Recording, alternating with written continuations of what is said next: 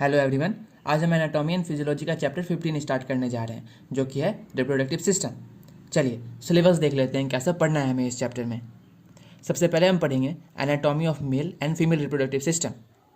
Next topic होगा हमारा physiology of menstruation. फिर हम पढ़ेंगे spermatogenesis and oogenesis। And last topic होगा हमारा प्रेगनेंसी एंड पार्चुरेशन। चलिए रिप्रोडक्टिव सिस्टम को समझते हैं। रिप्रोडक्टिव सिस्टम एक network of organs and tissue होता है जो एक साथ मिलकर सेक्स सेल को प्रोड्यूस करते हैं। देखिए, मेल के सेक्स सेल को स्पर्म बोला जाता है, वहीं फीमेल के सेक्स सेल को एग बोला जाता है। ये male and female reproductive system के पार्ट्स हैं। तो मैं चाहता हूँ कि आप एक एक करके पार्ट्स का नाम पढ़िए और डायग्राम में देखकर समझिए कि वो पार्ट्स कहाँ प्रेजेंट होता है। फिर उसके बाद हम उनके बारे में पढ़ेंगे।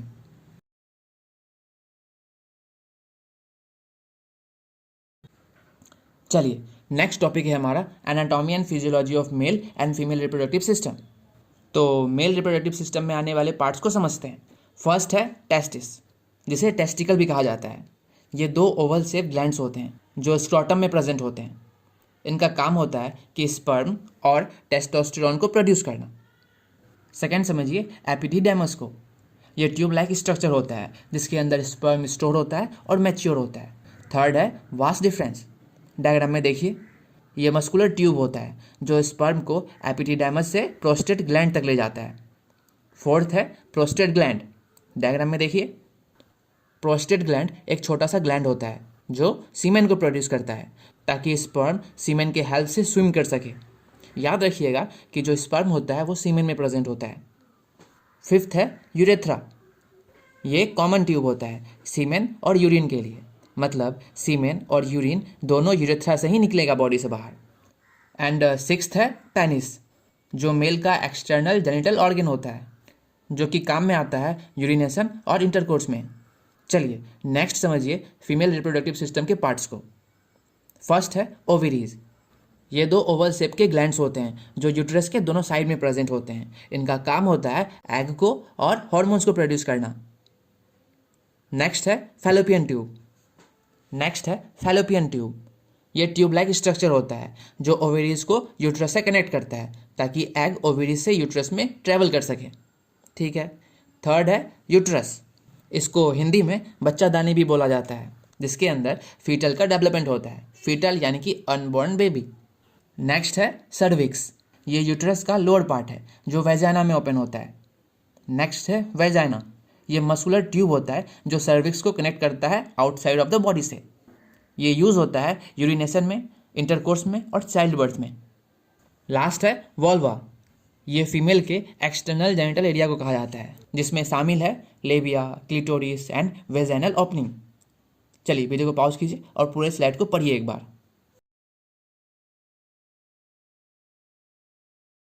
नेक्स्ट टॉपिक है हमारा फिजियोलॉजी ऑफ मेंस्ट्रुएशन, मतलब मेंस्ट्रुएशन के प्रोसेस को समझना है हमें। चलिए पहले कॉन्सेप्ट को समझते हैं। डायग्राम में देखिए, ये वेजाइना है और ये पार्ट है इंडोमेट्रियम। मेंस्ट्रुएशन के दौरान ये इंडोमेट्रियम ब्रेक होता है, जिसके कारण ब्रेक हुआ इंडोमेट्रियम और ब्लड दोनों वेजाइना से बाहर निकलना स्टार्ट हो जाता है, जिसको हम लोग मेंस्ट्रुएशन बोलते हैं। ब्लडिंग 3 से 7 दिन तक चल सकता है। वीडियो को पॉज कीजिए और फर्स्ट स्टेप को पढ़िए एक बार, फिर नेक्स्ट स्टेप पे चलिएगा।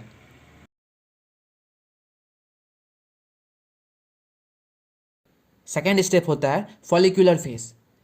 फॉलिक्यूल्स क्या होता है पहले वो समझिए, फिर आपको फॉलिक्यूलर फेज समझ आएगा। फॉलिकल ओवरी के अंदर प्रेजेंट एक सैक लाइक स्ट्रक्चर होता है जिसके अंदर एग डेवलप और मैच्योर होता है। ध्यान से डायग्राम में देखिए कैसे एग डेवलप और मैच्योर होकर रिलीज हो रहा है। चलिए first step and second step को एक बार पढ़िए।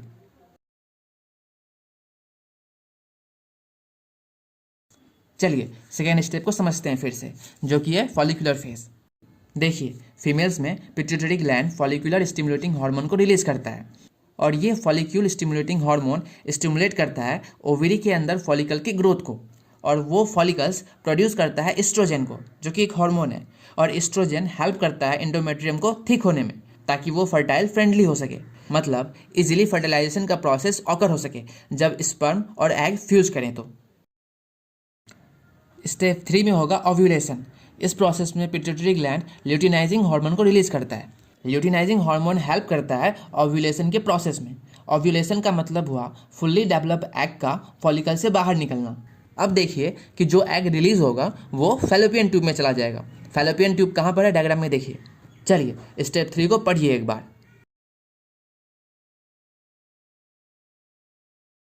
चलिए स्टेप 4 को समझिए। स्टेप 4 है ल्यूटियल फेज। ध्यान से सुनिए। ओवरी के अंदर फॉलिकल होता है और उस फॉलिकल के अंदर एग डेवलप और मैच्योर होता है। बट स्टेप 3 में क्या हुआ कि ओव्यूलेशन के प्रोसेस से वो एग रिलीज हो चुका है, तो अब वो फॉलिकल खाली है। स्टेप 4 में वो खाली फॉलिकल प्रोड्यूस करेगा प्रोजेस्टेरोन नाम के हार्मोन को, और ये प्रोजेस्टेरोन हेल्प करता है इंडोमेट्रियम को थिक होने में, ताकि वो फर्टाइल फ्रेंडली हो सके। एंड ल्यूटियल फेज के लास्ट पॉइंट में ये याद रखिएगा कि प्रोजेस्टेरोन हार्मोन का लेवल बॉडी में बढ़ने के कारण फीमेल्स में बॉडी का टेम्परेचर भी बढ़ जाता है। चलिए स्टेप 4 यानी कि ल्यूटियल फेज को पढ़िए एक बार।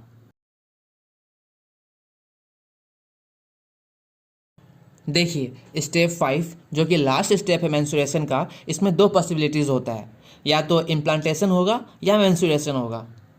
देखिए अगर एग स्पर्म के साथ मिलकर फर्टिलाइज हो जाता है तो वो खुद को इंडोमेट्रियम में इम्प्लांट कर लेगा और फीमेल प्रेग्नेंट हो जाएगी।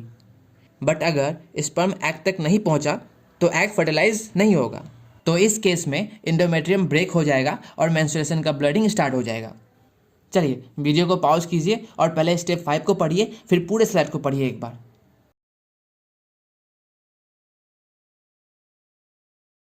नेक्स्ट टॉपिक है हमारा स्पर्मेटोजेनेसिस एंड oogenesis। देखिए स्पर्मेटोजेनेसिस में हम लोग पढ़ते हैं कि टेस्टिस में मेल गैमेट यानी कि स्पर्म कैसे प्रोड्यूस होता है। वहीं oogenesis में हम लोग पढ़ते हैं कि ओवेरी में फीमेल गैमेट यानी कि एग कैसे प्रोड्यूस होता है।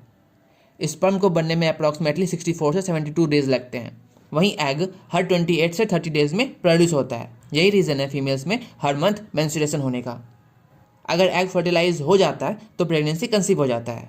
अगर एग फर्टिलाइज नहीं हुआ तो इंडोमेट्रियम ब्रेक होगा और मेंस्ट्रुएशन स्टार्ट हो जाएगा। अब ध्यान से सुनिए कि मैं क्या बोल रहा हूँ। स्पर्मेटोजेनेसिस और oogenesis का जो प्रोसेस होता है वो मैं यहाँ लिख दिया हूँ। इस प्रोसेस को आपको याद करना है और अगर एग्ज़ाम में आए तो बस लिख देना है। बट अगर किसी स्टूडेंट को प्रोसेस को समझना है तो यूट्यूब पर आपको सर्च करना है process of spermatogenesis and oogenesis, तो आपको काफ़ी सारे वीडियो मिल जाएंगे इस टॉपिक पर।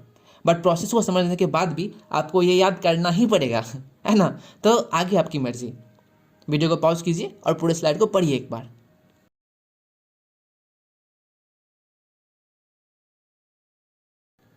लास्ट टॉपिक है हमारा प्रेगनेंसी एंड पार्चुरेशन। चलिए पहले प्रेगनेंसी को समझते हैं। प्रेगनेंसी में टोटल 4 स्टेप्स होते हैं: fertilization, implantation, embryonic development and fetal development. Fertilization को समझिए। फैलोपियन ट्यूब में रिलीज हुआ एग पहले से प्रेजेंट होगा और स्पर्म जब एग के साथ फ्यूज होगा मतलब मिलेगा तो वो एग फर्टिलाइज होकर जायगोट में कन्वर्ट हो जाएगा और हम जायगोट के फॉर्मेशन को ही फर्टिलाइजेशन बोलते हैं। नेक्स्ट है इम्प्लांटेशन। इम्प्लांटेशन उस प्रोसेस को कहा जाता है जिसमें ये जो जायगोट अभी फॉर्म हुआ है वो खुद को यूट्रस के वाल में इम्प्लांट करता है। यूट्रस यानी कि बच्चादानी। इम्प्लांट करने का मतलब हुआ खुद को अटैच करना, चिपकाना। ठीक है, समझ में आ रहा है। नेक्स्ट एम्ब्रायोनिक डेवलपमेंट और फीटल डेवलपमेंट को एक साथ समझिए। चलिए ये डायग्राम देखिए। सबसे फर्स्ट में देखिए, वहाँ आपको फर्टिलाइज्ड एग दिखेगा जिसे हम लोग जायगोट भी बोलते हैं। अब वो धीरे धीरे डिवाइड कर रहा है सेल से टिश्यू में, टिश्यू से ऑर्गन में, ऑर्गन से ऑर्गन सिस्टम में, और फिर काफ़ी सारे ऑर्गन सिस्टम साथ मिलके एक न्यू ऑर्गेनिज्म बनाएंगे। तो स्टार्टिंग फेज़ में जब सेल डिवाइड कर रहा होता है तो उस फेज़ को एम्ब्रायोनिक डेवलपमेंट बोलते हैं, और जब थोड़ा थोड़ा बॉडी शेप में आने लगता है बच्चे का तो उस फेज़ को फीटल डेवलपमेंट बोला जाता है। नेक्स्ट है प्रेगनेंसी के सिम्टम्स, जैसे कि जी मचलाना, उल्टी आना। देखिए प्रेगनेंसी के दौरान फीमेल्स के बॉडी में काफ़ी सारे हार्मोनल चेंजेस आते हैं जिससे उनमें चिड़चिड़ापन, गुस्सा आना, थकान फील होना, ये सब सिम्टम्स देखने को मिलता है। नेक्स्ट टॉपिक है फीटल के लिए इम्पोर्टेंट न्यूट्रिशन। फीटल का मतलब होता है अनबॉर्न बेबी, मतलब जन्म लेने से पहले जब बच्चा अपनी माँ के पेट में होता है तो उसे हम फीटल बोलते हैं, और एक बार बच्चा माँ के पेट से बाहर आ जाए तो उसे न्यू बॉर्न बेबी बोलेंगे। समझ आ गया सबको। ये प्रेगनेंसी न्यूट्रिशन प्रेग्नेंट लेडी को सप्लीमेंट के तौर पर दिया जाता है ताकि फीटल का डेवलपमेंट हो सके। क्या सब देना होता है? Folic acid, iron, calcium and protein. चलिए वीडियो को पॉज कीजिए और पूरे स्लाइड को पढ़िए एक बार।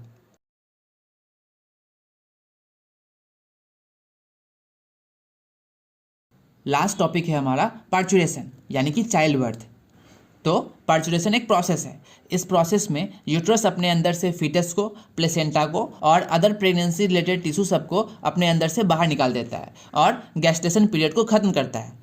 गेस्टेशन उस टाइम पीरियड को कहा जाता है जब बेबी मदर के अंदर डेवलप हो रहा होता है, यानी कि 9 मंथ्स। नेक्स्ट समझिए टाइप्स ऑफ लेबर को। लेबर उस प्रोसेस को कहा जाता है जब यूट्रस अपने अंदर से फीटस और प्लेसेंटा को बाहर निकालना स्टार्ट करता है, जिसमें प्रेग्नेंट लेडी को लेबर पेन भी होता है। समझिए कि 1 सेट लेबर और फर्स्ट स्टेज लेबर बेबी के बर्थ से पहले होता है, और सेकेंड स्टेज लेबर में मदर बेबी को बाहर पुश करना स्टार्ट करती है, और थर्ड स्टेज लेबर में प्लेसेंटा के साथ बाकी का वेस्ट मटेरियल बाहर निकाल दिया जाता है। नेक्स्ट साइंस ऑफ लेबर को देखिए, जैसे कि यूट्रस का कॉन्ट्रैक्ट होना, बैक में पेन होना, वेजाना में ब्लड आना, और लास्ट साइन होता है एमनियोटिक सैक का ब्रेक होना। उस सैक के अंदर फ्लूइड में ही बेबी प्रेजेंट होता है। नेक्स्ट है types of deliveries. First vaginal delivery, जिसे नॉर्मल डिलीवरी भी बोला जाता है। सेकेंड है सीजेरियन सेक्शन, मतलब ऑपरेशन करके। थर्ड है असिस्टेड वेजाइनल डिलीवरी। इस टाइप की डिलीवरी में बेबी का बर्थ वेजाइना के द्वारा ही होता है, बट जो बेबी होता है वो खुद से बाहर नहीं निकल पाता है, तो बाहर से उसे असिस्ट किया जाता है, मतलब हेल्प किया जाता है।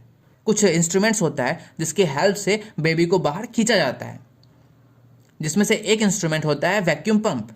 बच्चे के सिर पर वो वैक्यूम पंप लगाकर उसे बाहर खींचा जाता है। अगर आप लोगों ने 3 इडियट मूवी देखा है तो लास्ट में इस प्रोसेस को दिखाया गया है। चलिए, आपका एनाटॉमी एंड फिजियोलॉजी का सिलेबस खत्म हो चुका है। ये कुछ क्वेश्चंस हैं जो आपको प्रैक्टिस करने हैं।